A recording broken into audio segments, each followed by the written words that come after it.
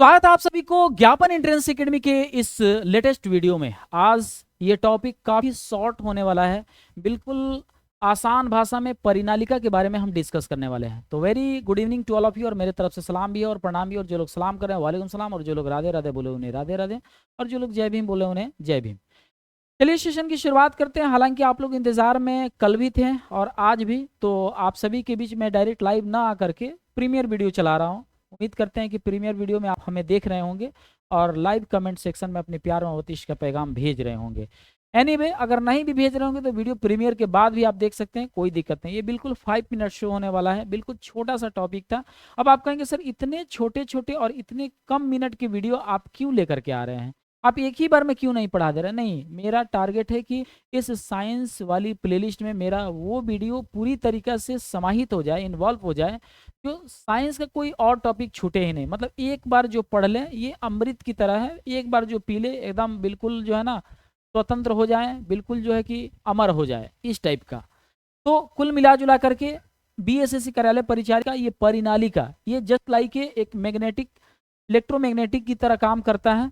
अब परिनालिका होता क्या है? तो आप दर्जी लोगों के कपड़ा सिलते हुए और धागे को आपने देखा होगा, मैं आपको बता रहा हूँ। देखिए होता क्या है कि जो धागा होता है ना, धागा धागा भाई देखो, अब मैं सिखा रहा हूँ। यहाँ पर जो धागा का जो पहले वो नलिका होता है ना, नलिका, तो वो कुछ इस प्रकार का होता है, कुछ इस प्रकार। मतलब कि इसमें अगर कुछ घुसेड़ने की कोशिश करो तो इस पार से उस पार निकल जाएगा। और इस पर क्या होता है ना, धागा लपेटा हुआ रहता है। धागा क्या होता है? लपेटा हुआ रहता है।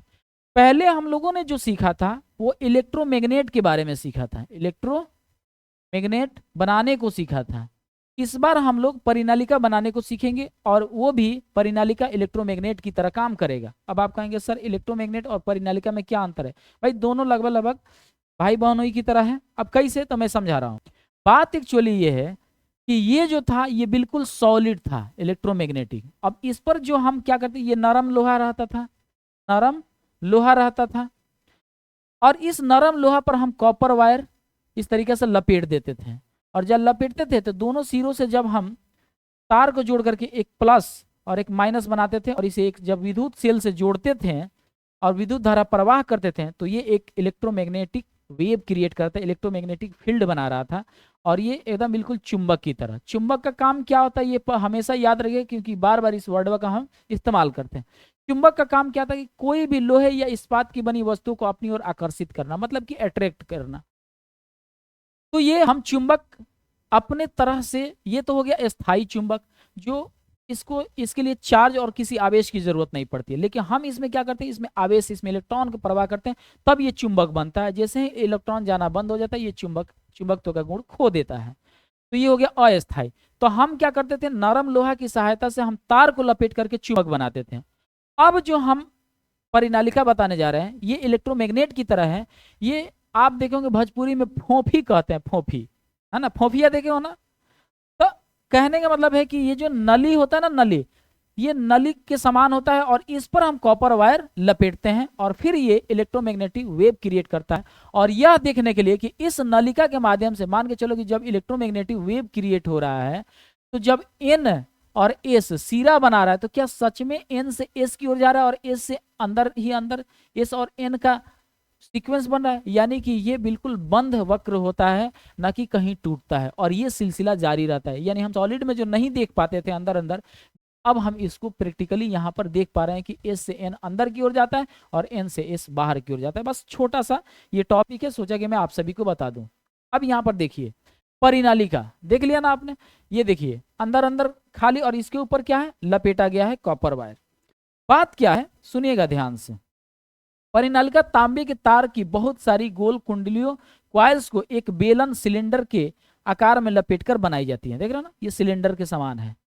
बेलनाकार रूप से लिपटी तार अनेक कुंडलियों को परिनालिका यानी सोलेनॉइड कहते हैं। बस इसी को तो कहते हैं परिनालिका। अब आप समझ गए होंगे परिनालिका और इलेक्ट्रोमैग्नेट के बारे में। थोड़ा सा और विस्तार से समझते हैं परिनालिका की धारा प्रवाहित करने पर होता क्या है। देखिए, जब परिनालिका में विद्युत धारा प्रवाहित की जाती है, तब उसके चारों ओर चुंबकीय क्षेत्र यानी मैग्नेटिक फील्ड बन जाता है। मैंने जैसे आपको बताया जिस तरीके से इलेक्ट्रोमैग्नेटिक वेव क्रिएट हुआ था, जिस तरीके से इलेक्ट्रोमैग्नेट हम लोग बनाने के एक नरम लोहा के माध्यम से हमने कॉपर वायर को लपेट करके धारा प्रवाह करके इलेक्ट्रोमैग्नेट का जो हमने क्रिएट किया था, उस तरीके से इस परिनालिका के माध्यम से क्रिएट कर रहे हैं। क्या चुंबकीय क्षेत्र क्षण चुंबक बार मैग्नेट के समान होता है? हाँ, परिनालिका का एक सिरा उत्तर और दूसरा सिरा दक्षिण हो जाता है ना। सरल भाषा में समझ ली तो धारा प्रवाहित करने पर परिनालिका चुंबक की तरह व्यवहार करने लगती है। आपने सोच लिया, समझ लिया, चलिए आगे बढ़ते हैं। अब फिर यहाँ पर देखिए परिनालिका की विशेषताएं क्या होती है। तो इसमें धारा प्रवाहित करने पर चुंबकीय क्षेत्र उत्पन्न होता है। हाँ हाँ, ये तो बात सही लग रहा है। दूसरा ये चीज, अच्छा देखो ये कितना आसान है, ये एकदम समझ रहे हो ना। नलिका है, इसमें खूब बढ़िया से इस तरीके से लगा दो और इधर इधर निकाल दो और खूब बढ़िया से ये भी एक तरीके से परिनालिका के माध्यम से इलेक्ट्रोमैग्नेटिक फील्ड हम क्रिएट कर सकते हैं। देख रहे हो ना यहाँ पर क्या हो रहा है, यहाँ से इस तरीके से जाएगा, ठीक है ना, यहाँ से इस तरीके से जाए, ये बिल्कुल इसी तरीके से जा रहा है।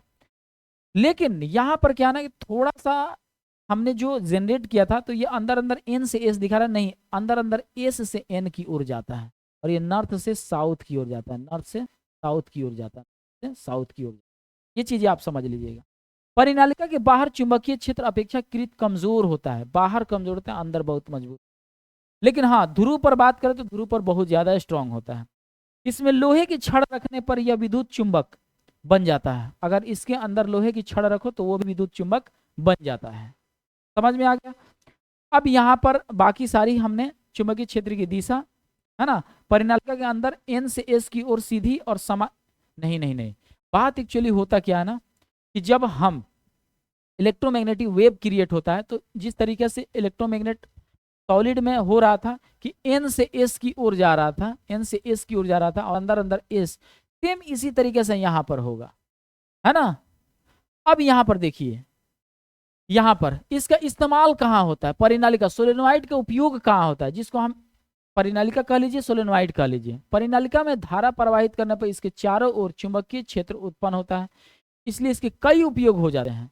जैसे कि जब चुंबक बन ही जाएगा तो लोहे या लोहे की बनी वस्तुएं हो या इस्पात की बनी वस्तुएं हो, उसको अपनी ओर आकर्षित करने या फिर किसी भी भारी सामान को उठा करके कहीं रखने में काफी आसानी हो जाती है ना। विद्युत चुंबक बनाने में सबसे पहला। दूसरा, इलेक्ट्रिक घंटी बनाने में इसको भी उसी तरीके से प्रयोग कर लिया जाता है, रिले की तरह इस्तेमाल होता है, मोटर में इस्तेमाल होता है और क्रेन में। देख रहे हो ना, यहाँ पर आराम से चुंबक की तरह सटा लिया है और फिर इसके अंदर चुंबक तो गुण खत्म हो जाए, ले जाकर रख देगा, या एक बार इस तरीके से पटकेगा तो छोड़ देगा। ये चीजें समझ में आ गई। बस यही चीज है।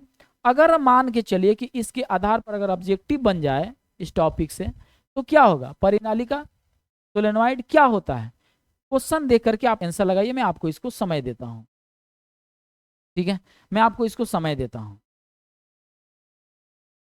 बिल्कुल। चलिए, तो परिनालिका सोलेनोइड क्या होती है, तो सीधा तांबे तार की बेलनाकार रूप में लिपटी हुई तार अनेक कुंडली है, तो ये होता है। अब आप कहेंगे सर इतना छोटा टॉपिक और क्वेश्चन भी ला दिए, लाएंगे नहीं, इससे क्वेश्चन पूछ देता है इसीलिए। दूसरा, परिनालिका में विद्युत धारा प्रवाहित करने पर क्या उत्पन्न होता है, तो चुंबकीय क्षेत्र उत्पन्न होता है, ये हो गया। अब यहाँ पर अगला प्रश्न है, परिनालिका के अंदर चुंबकीय क्षेत्र कैसा होता है, तो बहुत प्रबल एवं लगभग समान होता है। हाँ, यूनिफॉर्म। समान का मतलब ये मत सोचना कि माने प्रबल के साथ साथ माने सीधी रेखा में होता है, तो ये चीज हो गया, यूनिफॉर्म होता है। अब यहाँ पर अगला प्रश्न है, वो है परिनालिका में लोहे की छड़ रखने पर क्या बन जाती है, तो भाई चुंबक बन जाती है, इलेक्ट्रोमैग्नेट बन जाती है। ये चीजें क्लियर। अब यहाँ पर देख लीजिए अगला और ये अंतिम प्रश्न, जो कि आप इसका आंसर देंगे, हम नहीं देंगे क्योंकि समय हमको ज़्यादा इनटेक नहीं करना है। डायरेक्ट आप प्रीमियर वीडियो देख रहे होंगे तो लाइव में दीजिए या वीडियो एंड के बाद दीजिएगा। क्वेश्चन नंबर 5 का ए होगा, बी होगा कि सी कि डी, ये चारों में से कौन होगा, सही आंसर का हम इंतजार करेंगे। बाकी आप लोगों से एक छोटा सा रिक्वेस्ट करना चाहते हैं कि बिहार डीएलएड गुरु शक्ति बैच अब आधे दाम पर मिलने वाला है। पता है 3 गो मूर्ति दिखाई दे रहा है ना, इसमें से एक चेहरा जिसका नाम है मुस्कान मैम, इनका ही अब बर्थडे आ रहा है, जिनका जन्म 28/7/2003 को हुआ था। दिन XYZ कुछ भी हो सकता है, लेकिन इस बार कोई भी दिन हो, लेकिन 28 तारीख से शुरू होकर के, सुनिएगा ध्यान से, 28 तारीख से इनका कहना है कि मेरे बर्थडे पर सारे कोर्स का दाम आधे कर दिया जाए। हमने बोला कि पूरा अच्छा खासा, मतलब आप तब तो हम लोग की तरफ से कोई गिफ्ट प्राइज वगैरह नहीं रहेगा, क्योंकि जब हम लोग का इतना घाटा लगवा दी तो कुल मिला जुला करके गिफ्ट देने लायक है नहीं, क्योंकि जो गिफ्ट हम लोग को देने की अंदर से जग रही थी, वो तो वहीं पर ख़त्म हो गया ना। तो इन्होंने कहा कि कोई बात नहीं, मुझे गिफ्ट मत दीजिए, बच्चों का प्यार हमें मिलना चाहिए। इन्होंने कहा कि 28/7/2003 को मेरा जन्म हुआ था, 28 तारीख से लेकर के, है ना, इस महीने की अंतिम तिथि तक, इस महीने की अंतिम तिथि तक आप हर कोर्स का प्राइस, चाहे लाइव मॉक टेस्ट वाला हो, है ना, लाइव मॉक टेस्ट वाला हो, रैंक हब टेस्ट सीरीज, या फिर रैंक 1 बैच हो, रिकॉर्डेड बैच, या फिर बिहार डेली गुरु शक्ति बैच हो, ये पूरा का पूरा 28 से लेकर के 31 जुलाई तक आप आधे दाम पर बेचिए, आधे दाम पर सेल कीजिए, पूरा प्राइस आधा। और जिस कोर्स का जितना वैलिडिटी है उतना ही रहेगा, किसी का 6 महीने, किसी का 9 महीने, एकदम बिल्कुल, किसी का एग्जाम तक है तो एग्जाम तक ही रहना चाहिए, उतना ही कीमत में। अब जरा सोचिए कि इनके बर्थडे के शुभ अवसर पर इतना बड़ा मेगा ऑफर चल रहा है, तो लूट लो यार। 28 तारीख से लेकर 31 तारीख तक आपको समय दिया जा रहा है। और अंत में मैं अपना एक जिद करना चाहूंगा कि ये हम अपने हाथों में लिए हैं, जानते हो क्या चीज? इस पर आप स्कैन करके 2-4 हज़ार रुपया डाल सकते हो, ना ना ना, ये बात नहीं है। इसको आप स्कैन करेंगे तो क्या होगा, डायरेक्ट आप एक ऐसा प्लेटफॉर्म से जुड़ेंगे जो कि है क्या चीज, व्हाट्सएप चैनल। इस व्हाट्सएप चैनल से जुड़ करके ज्ञापन एकेडमी की ताकत को बढ़ाइए, और कहीं ना कहीं से हर वीडियो का लिंक और नोटिफिकेशन, और कहीं ना कहीं से किसी भी प्रकार का इंफॉर्मेशन सबसे पहले पाइए, है कि नहीं है? तो आज के ये सेशन यहीं पर समाप्त करते हैं। बाकी आप लोग को ये सेशन कैसा लगा? इतनी छोटी छोटी शो 5 मिनट का, 10 मिनट का हम अपलोड कर देंगे, बाकी जो बड़ा शो होगा उसमें हम डायरेक्ट लाइव आएंगे। मिलते हैं नेक्स्ट वीडियो में, तब तक के लिए जय हिंद और खुदा हाफिज।